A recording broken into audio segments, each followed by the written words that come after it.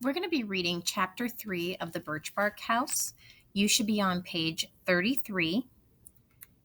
The title of this chapter is called The Return.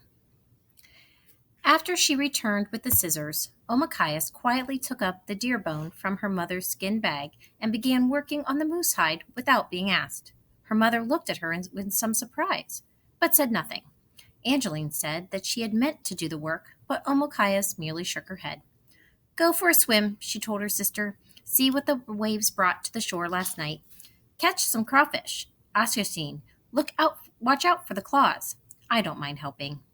Angeline and Mamma looked at Omochias as though they couldn't have heard right. But when Omochias nodded to signal that she meant what she said, and Mamma nodded, Angeline started with delight. She had to do grown-up work now every day, and she rarely had free time to play.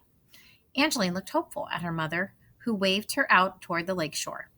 Off she ran, skipping and bounding in her thin summer moccasins, her soft old trade cloth dress fluttering. Baby Newo was sleeping in the tickagun. Little brother Pinch was killing his willow doll men over and over with a rock. Omochias concentrated now on the work beneath her hands. She needed to think about what had just happened to her. Boring work was just what she needed. Her mind could wander. She sighed, irritated by the smell and buzzing flies. At least there was some breeze to that day to blow away the smell. While scraping the hide, she let her thoughts roam. The longer she thought about her encounter with the mother bear, the more Omochias was convinced that something she did not understand had passed between the two of them. Not words. Perhaps they had communicated in smells, or maybe in a language of feelings. Her terror, the bear's pity. Perhaps it was her own grandmother's advice that had saved her life. Nomicus had told her that the bear must be addressed with the greatest respect, as a treasured relative, that the bear had human qualities, and nobody quite understood the bear, but that bears understood humans quite well. When a bear was killed and its skin was off, Omochias knew it looked fearfully like a person. She also heard that bears laugh and cry, just as humans do. Grandma had once seen a bear rocking its young in her arms, just as a human mother rocks its young. Nobody on the island ever tossed the bones of a bear aside. Every bear bone was gathered, respectfully, and buried, all together. At a bear feast, the bear's skull was ribboned and set out on a good red cloth, spoken to, honored. Yes, there was something about what happened that made Omochias very quiet. As she scraped at the hide, nicking bits of meat and gristle from the surface, she began to get all empty and peculiar and faint inside. A thought was coming. A voice approached. This happened to her sometimes. A dizzy feeling would pass over her if she attended to it closely. Once it was gone, she would know something a little extra, as though she'd heard two spirits talking. She kept scraping, gritting her teeth, and held on to her thoughts, for once again she could feel the presence of the powerful mother bear at her shoulder. Although there were no words, and although there was no odor of her presence, no bear sounds, no tracks, Omochias's heart lightened. Turning from her work, she knew the bear had visited her. She knew the bear had followed her home. She knew that when she needed the bear, she would be able to call on the bear. The bear had understood something she had said, and she had understood something the bear had thought. And although she couldn't tell exactly what, Omochias turned back to her task with her head clear and her hands cheerful. She worked so hard all through the afternoon that her grandma, watching her keenly, made a great fuss over the work Omochias had done on the hide. She said Omochias had done as well as a full-grown woman. Her mother promised her a very special pair of winter moccasins, and Angeline even braided her hair with one of her own red ribbons. Newo means fourth, and that was what they called the baby. But soon, Grandma said, the baby would have to have a name. The tiny boy was a spirit, so far, who had come to live here and was deciding whether or not to stay. Grandma told Omochias to be careful with him. Little baby Newo, because he might decide to go back to the other place if he thought his big sister was mean. So Omochias was very gentle with the baby. She rocked him in the branch-held tickagun and was with great consideration. She gathered spongy moss and old oak punk to stuff into the cradle board and use as a diaper. She twirled and dangled the little web of sinew and the tobacco ties and the bitten birch bark pretties that Grandma tied onto the headguard of the tinnagun. She fed Niwu tiny bits of the best food when Mamma wasn't looking. She felt in her heart streams of love for the baby pouring through, and she begged her mother to let her take Niwo out and cart him to the lake on her hip. But Mother smiled and touched Omakayas' hair gently and shook her head. Gawain, no, she was too young. Grandma gave her the willow doll instead, told her to let the baby sleep, directed her to play with little Pinch. But she knew what that would mean. Pinch would jump on her back and yell, Nadia, get moving! He would pull her braids. He would use her as practice of bow and arrow target. He would tip over the rock children and the rock people she made of specially piled lake pebbles. He would destroy her rock people village down by the beach. No, she didn't want to play with him. Little Pinch? Never. Half the summer went by quickly after the visit from the bear. Omakaya stayed thoughtful. She helped hoe the corn patch almost every day and never complained. She was kind, hardworking, patient. But she was also lost in her own thoughts. She startled when spoken to, went to sleep early, and slept long, dreamed hard, but couldn't remember the night's adventures. And she also had those dizzy moments that, her mother said, meant she was special to the spirits.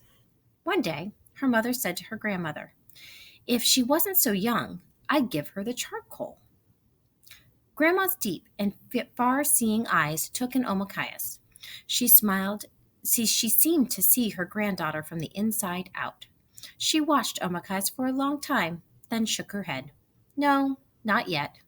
When a mother put charcoal on a child's face, it was a sign that the child was ready to starve for a vision for power. A child with a blackened face didn't eat for days, and sometimes lived out in the woods alone until the spirits took pity on him or her and helped out with a special vision, a special visit, some information. But Omakayas was too young, according to Grandma, so Mama stirred the fire and worried. She had a lot to think about anyway, including a name for baby Niwo, who was getting restless, trying to crawl out of the cradle board, acting as though he was anxious to have that name. There were 7 or 8 people on the island who possessed the right to give names. Auntie Muskrat was one, Day Thunder, Swan, Old Man Migwans, and the ancient lady named Wupanakia knew how to dream names. Mama had asked, and each of them had tried, but not one of them had yet dreamed about a name for Niwo. For some reason, said Auntie Muskrat, that dream won't come. She even slept and fasted in the woods for a name, but the spirits were stubborn. Old Wapanakwe, who dreamed many names, had no name for the baby either, but she said that she would give no other name until she found one for the boy. She researched her dreams. Meantime, baby Niwo grew. Omakayas decided in secret that the naming was up to her. In play, when just the 2 of them were together, she gave her little brother names, bird names. Chickadee, she had called him, Apichi, Robin, Little Wonko, Sparrow, Grouse Chick. He seemed to like all these bird names, and when he heard them, he grinned and waved his chubby arms in delight. Omakayas could hardly resist Niwo and played with him as often as she was allowed. There was something about the way he looked at her so sadly with big, soft eyes that made her want to cuddle him tight in her arms. There was something about the way he smiled when she made a face, surprised, so grateful, that made her kiss and touch his hair with great passion and indignation in her heart. He should have a name, and clearly he wanted out of his tikkagun. Omakayas wanted to help him to freedom. Her chance came. One morning later on in the summer, Omakayas' mother, sister, grandma, and little Pinch all wanted to go into the village and see the big canoes that had arrived to unload furs at the traders. Omakayas' father, Mikwam, wasn't with these voyagers, but Mama hoped that they might have some news of him. The thought itself made Mama so anxious that she got ready to go off in haste, though baby Niwo was still sleeping. Why don't you leave Niwo with me? Omakaya asked at the last moment. I don't want to go. I can take care of him. You'll get there faster. She saw Mama's thoughts falter. You don't want to go? I don't. Angeline and Grandma were already halfway down the path. Little Pinch was tugging on Mama's legging, whining for something to eat. All right, Mama decided. We'll be right back. Now don't do anything. Just rock him, Omakayas, and play with him if he wakes up. Don't do anything. Of course not, said Omakayas, trying hard not to show how excited she was to have her baby brother. Niwo all to herself. She made herself tall and acted as grown up as possible, rocked him with one hand, gently, while she waved goodbye to Mamma, and kept rocking long after her mother rounded the corner and disappeared into the ferny forest growth. He didn't wake up. She quit rocking, just stared at his slumbering face. His lashes were so long and stiff, his little chin so chubby, she wanted to stroke it.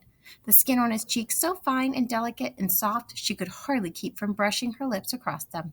Tufts of silken hair stood out all over his head, and his breath was still sweet with milk.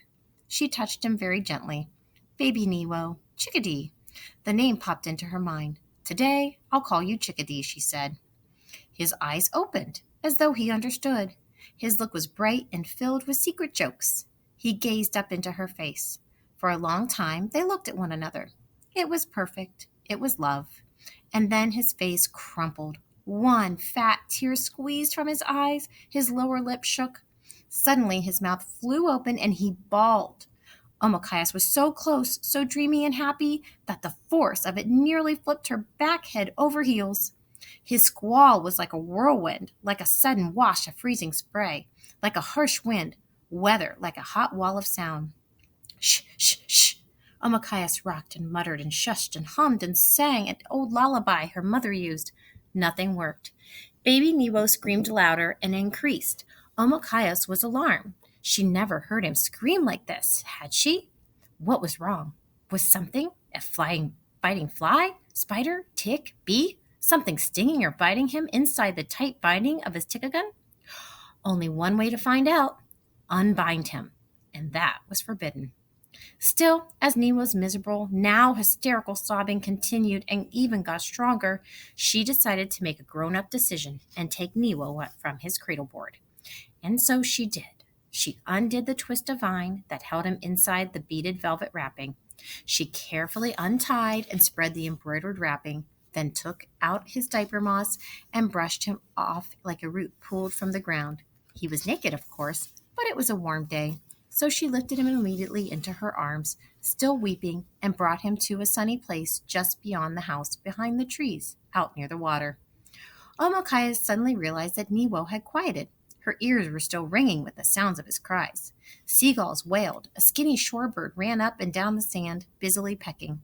Niwo brandished his chubby fist, blithered at the water, blasted spit excitedly at the sparkling waves, and turned his melting and mischievous-filled eyes upon his sister to tell her that she was the most wonderful human on earth. She settled him beside her on a warm stretch of rock, put a stick in his hand. He looked at the stick, tested it between his gums. He had one pitiful little tooth he was very proud of and tried to use it to bite the stick. The stick was too strong for Niwo. He banged it purposefully, and little circles of green lichen scattered on the stone's surface. When the stick broke in two, he yelled in sheer joy and continued beating the rock with the short end of it. Omakayas was so happy that she laughed out loud. "You'll be a drummer, singer. I'll dance for you," she said. Although it was wrong for her to have set Niwo free, it was very obvious that he was always wanted to be banging a stick on a rock and feeling the warm sun on his face. They sat together for a good while longer. Omakayas tossed stones in the water, sending up splashes to surprise her little brother, and he in turn seemed to try and talk to her in serious blurbs and battles about what it was like to be a baby packed into a carrier, hanging on a branch all day long, never allowed to throw rocks or stuff leaves in his mouth. Omakayas thought she heard him tell her this was the best day of his life so far. She thought she heard him tell her that she was his very favorite sister, and he liked her much, much better than Angeline. He definitely said to her that he would never forget this, and that when they were old he would stare at her the way he was doing now, and laugh, and they'd both be toothless then. "But I have to put you back now, or else I'll get in trouble," Omakayas said. Regretfully, she lifted him into her arms, a delicious baby weight, and carried him jostling back to the clearing and the house. As she laid him back into his wrappings and began to lace him in, his face crumbled in betrayal, and he opened his mouth. Quickly, Omakayas reached into her pocket, The remains of the treat from old Tallow was still there. She popped the last little bit of the lump of maple sugar onto his tongue. He closed his mouth. A look of blissful surprise came over his face. His body relaxed. By the time Omakayas had him laced back into the tika his eyes were drooping, and by the time her mother came home with no news of her father, but with a bit of brilliant red cloth, 4 brass buttons, and 6 thimbles for which she traded a load of dry fish, Omakayas was rocking Niwo as though she'd been doing so all along, and her little brother was smiling in his sleep. The month of picking heartberries went by. Little Pinch jumped off a low branch and made a huge gash just over his eye. Blood had been pouring down, and he seemed both proud of himself and sorry for himself, and he selfishly hogged attention for his injury to the point where Omakayas could hardly bear it. Mama was constantly preoccupied with him. Of course, that left Niwo more and more to Omakayas' hands, and she didn't mind. After the hours they'd spent in freedom, it was always seemed to Omakayas that she and her little brother exchanged a secret knowledge in their smiles. Grandma began to call Little Pinch by a new name, Big Pinch, because he grabbed handfuls of food and tried to stuff his face. He was very slow learning manners. It was hard to teach him. He had an eager, greedy, pushy nature. Omakayas liked him less with every day that passed and wished desperately that someone, Old Tallow or her Auntie Muskrat perhaps, would ask Mama if they could keep him. When he got on her nerves the worst, she imagined and dreamed. Maybe someone who'd lost a son would ask for Pinch, or maybe their father, Bickwam, would arrive and say he needed an always hungry little boy of 5 winters to accompany him on his next long trip. The missionaries, they might want to use Pinch as an example. But of what? Things not to do? He could live underneath the church. Something, anything, just a little relief. He was so annoying to Omakamas that she found herself occasionally wishing a dreadful wish that an eagle or old grandfather owl would snatch him up and carry him to a high nest. She always stopped herself when her heart grew dark, but oh, these wishes were satisfying. It was a cool, dark summer night in the first days of blueberry picking time, and Omakayas had just fallen asleep when something made her awaken, a dream or a sound. She lay quiet with her eyes just a tiny bit open, staring confusedly at the soft flames that occasionally flicked up among the coals that glowed in the fire pit. Omakayas raised her head, drowsy. Grandma was wedged into a thick bear skin beside the door, snoring lightly, and Big Pinch had tumbled at her feet. Angeline was tucked neatly into her blanket on the other side of the door. Suddenly, a shiver of happiness and excitement ran down through Omakayas so strongly she feared she might cry out and wake everyone. Her heart jumped. She nearly threw off her robes to dance. Day, her father, was home. There, at the entrance, just barely lightened, her father's moccasins were heaped with Mama's. His were worn through, dirty, beaten up, although not missing a single bead of Mama's tight beadwork. Mama's, on the other hand, were spruce and neat. They were her fancy ones, trimmed at the ankle with specially prepared ruff of white rabbit fur. Her mother's and father's moccasins always had a certain way of turning toward each other. Omakayas thought Didi's moccasins were carefully made by Mama and sometimes worn to shreds before he got home. Soft and open, they seemed relieved to flop inside the door and nestle into the safe embrace of Mama's pair. Her moccasins protected Didi's used-up ones, nuzzled them together, and seemed to be watching over and soothing away the many dangers of his footsteps. Drifting back to sleep, Omakayas knew that by the time she woke, her mother would be cutting out a new pair of moccasins from the special moose hide she herself had tanned and smoked with the heartberries were first ripening. That thought brought her back to the memory of the bear mother. As she fell back into her dreams, she wondered, would she tell her father what had happened? Would she ever tell anyone? Once more, she decided that she would keep the encounter to herself. Not only would she be scolded, maybe even laughed at, for playing with the bear cubs, but she was quite certain that no one else would understand. Omakayas curled even deeper into her blanket. Smiling in delight, she buried her face in the warm fur and fell at last into a heavy, dreamless sleep, knowing when she woke up there would be Father, tall, bold, strong, and joking, to swing her high in the air. Mama would laugh even more than usual. Angeline, too, shy and excited, There would be gifts, new things, special food. Grandma would cook mightily for a feast. Mama would sew her father's moccasins. Uncles would come visiting. Cousins, relatives to feast and listen to stories and tease endlessly. Baby Nemo would beg with his eyes for Didi's songs, and Big Pinch would have to be good.